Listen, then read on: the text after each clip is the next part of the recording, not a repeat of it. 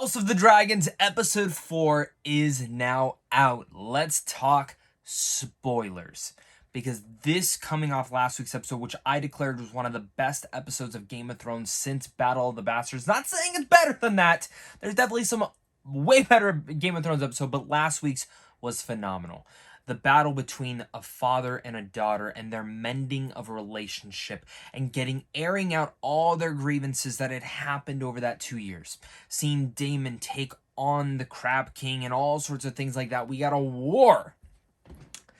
This episode settles a lot more of that, furthering out the difference between her and her father. More grievances coming, recollections coming together, and some expected moments finally happening. Hi guys, my name is Zach. Thank you so much for watching this. You guys are really all the best for clicking on this video. If you need a place to come talk House of the Dragons every single week, the second the episode ends, you are in the right place. So make sure to hit that like and subscribe button, as well as comment down below your guys' thoughts. How excited are you for House of the Dragons? Did you love this episode? Did you not? Let me know down there, because that's where we're going to have a great discussion every single week. Let me know down below what you think might be happening next week. Now, clearly, when it comes down to House of the Dragons, the entire story for a majority of these characters, specifically Rhaenyra, is all there. Like, you can go and look up what's going to happen to Rhaenyra, and if you've seen Game of Thrones, there's even been talk about some of the Targaryen elements in here with her, Daemon, Viserys, and everything of that nature. So, this is a show that's playing in a very executed way, where it's interesting to see.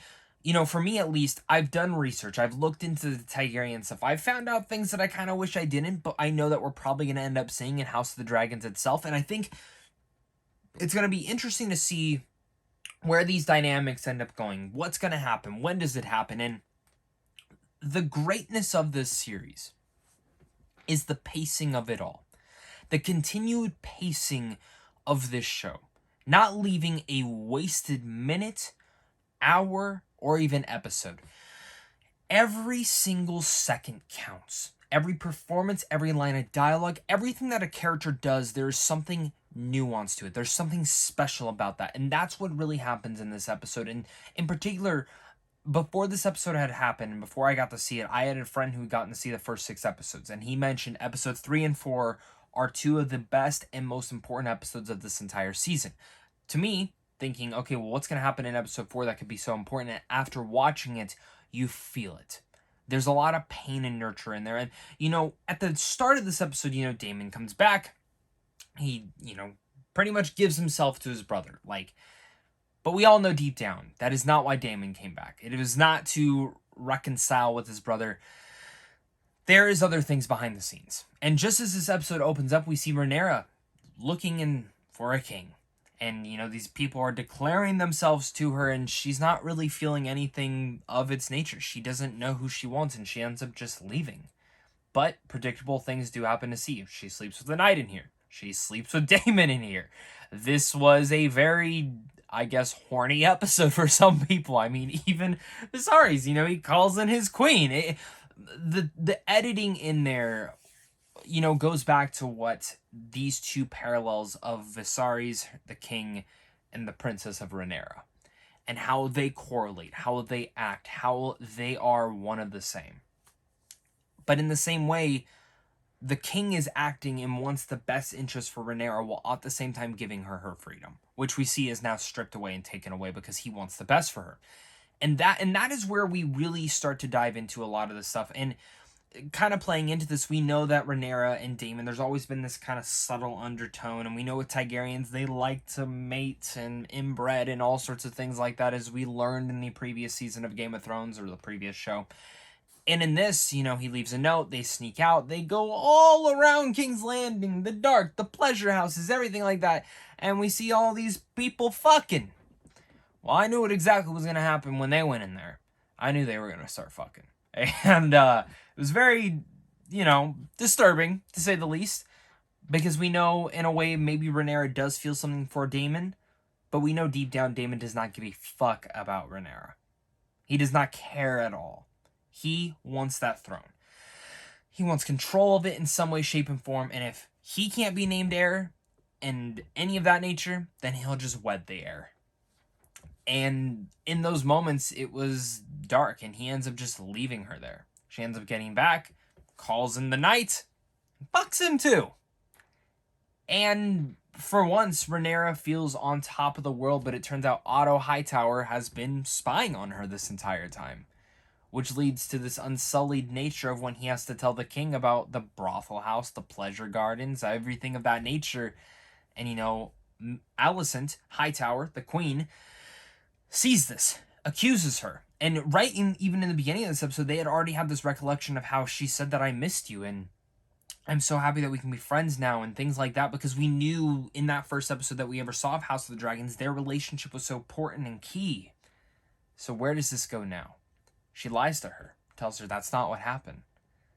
The king gets it out of his brother that is what happened, that he was unsullied. He unsullied her. And pretty much just tells him, get the fuck out. We don't want you here anymore. I don't want you here anymore. And all that discussion leads up to one of the best conversations, and continues to be, a father and a daughter's relationship. Their discussion that they have. And just like last week, that was the strongest aspect of that episode. And in this week's, it continues to be. As they discuss and how he says, you are marrying this person, I don't care. No ifs, ands, or buts, you have no choice. You have already broken that. I gave you this. But she leaves out. What about Otto Hightower? He's always acting his own self-interest, which starts to finally kick in for the king. That is true. Otto is doing this. All from behind the scenes, which we have been watching. Which then leads into another important conversation of Otto being stripped of the king's hand. We see that the king himself tells Otto, this is where I feel, this is where I see. It's always acted out of your self-interest. And it's always been there. Which us from behind the scenes have already seen this from episode 1. But in this episode in particular, we see that strip. What are going to be the ramifications with that? These are questions that now I ask. And a lot of credit, like I keep saying, is all to the performances. Patty is incredible in this as the king. Rhys Ifan as Otto, just the distress, the distraught in his eyes. Phenomenal. Matt Smith, great. Millie Alcock is honestly still the highlight of this. And I'm getting very, very sad that she's only got, I think, one more episode with us, and then they're going to age her up. And, I know whoever they picked, I think it's Emily Darcy. I'm sure she'll be great. But there's just something about Millie Alcock that deserves the world, and I hope she gets the rest of it. And, of course, shout out to Emily Carey, who plays the young queen, Alicent, who is also great in here. But overall, this is a very interesting episode that ends in a way that's just very dark. Pretty much this guy brings this tea. At the king's request, drink this, just in case there's something that you might have done. And Rhaenyra, I feel like deep down knows, okay, this is how it's going to be played by.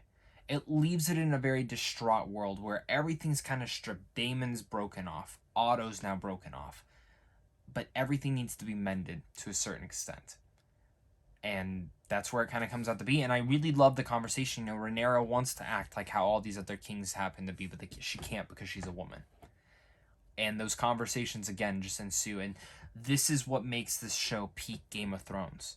Is because of how great the writing is, how great the character dynamic is, and the background they are giving to the Targaryens will always now, when this show's all said and done, if it leaves it up to be this great of a show, when you go back and rewatch Game of Thrones, it's going to add that added layer to Daenerys and everything of that nature, which I really, really appreciate. So I definitely want to hear your guys' thoughts down below. Please leave your thoughts, comments, hit that like and subscribe button, and look forward to a lot more movie reviews and TV reviews coming up over the next couple of days. Lots of important stuff. But of course, until next time, stay classy.